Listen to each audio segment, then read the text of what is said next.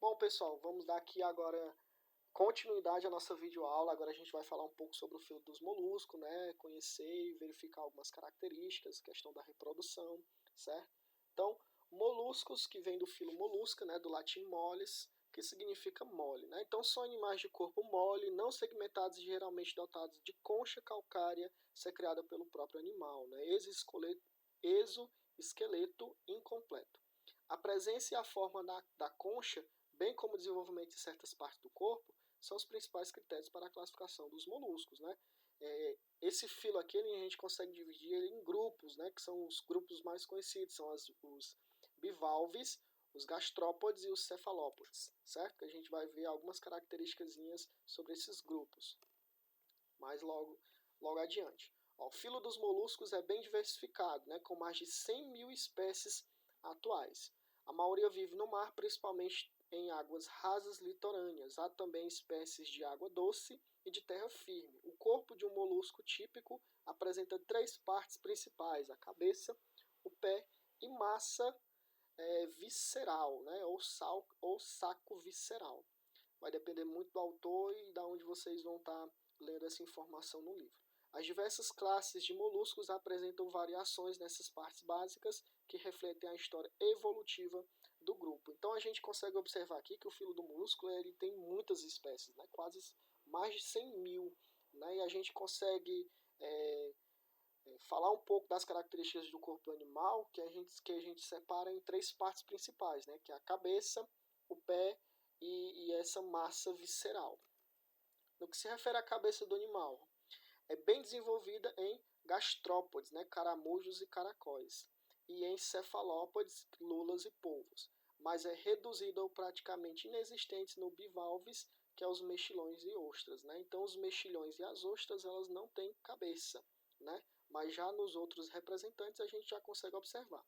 O grau de desenvolvimento da cabeça está relacionado com as adaptações de gastrópodes e cefalópodes para a busca ativa do alimento, tarefa para a qual a cabeça é importante por concentrar órgãos sensoriais. Então aqui a gente consegue ver uma representaçãozinha, né, do que seriam as partes do animal. Então a gente consegue observar aqui a cabeça, né, que não são em todas as espécies, algumas não são bem desenvolvidas, a questão da cabeça.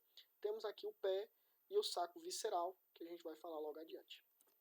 No que se refere ao pé, é uma estrutura musculosa, cuja função varia nos diversos grupos de molusco. Né? Nos gastrópodes, ele é especializado na locomoção por deslizamento. Né? Nos cefalópodes, o pé é dividido em tentáculos, né? Que permitem nadar, caminhar ou capturar presas. Em muitos bivalves, o pé permite cavar ou fixar o animal em um substrato. Okay? E o saco visceral, que aloja os órgãos internos, né, as vísceras, né, do animal. E ele é delimitado por uma extensão área do epíteto dorsal, o manto ou pálio. Então, como a gente consegue ver aqui, temos a cabeça, temos o pé, que vai variar, né, a função do pé para diferentes espécies, e temos o saco visceral, que é onde vai conter as vísceras do animal, certo? No que se refere à nutrição desses animais, a nutrição dos moluscos é diversificada, né, com espécies carnívoras, herbívoras e filtradoras, com exceção dos bivalves, que filtram partículas alimentares diretamente da água. Todos os outros moluscos são dotados por uma língua raladora, a rádula, certo? Então, é muito diversificada quando a gente vai falar sobre a nutrição desses animais, né? Porque existem carnívoros, herbívoros, enfim, e também temos os animais filtradores, que eles retiram esse alimento diretamente da água. E no que se refere à reprodução desses animais, moluscos têm reprodução sexuada. Né? A maioria dos bivalvos e alguns gastrópodes são dioicos e eliminam os gametas na água onde a fecundação ocorre. A maioria dos gastrópodes é monoica, né? Caracóis de jardim, por exemplo, tem uma gônula única, hermafrodita, a oveteste, que produz tanto óvulos como espermatozoides. Cefalópodes são dioicos. O macho usa um tentáculo especializado para depositar um pacote de espermatozoides na cavidade do manto da fêmea ou em uma saliência que ela tem sobre a boca.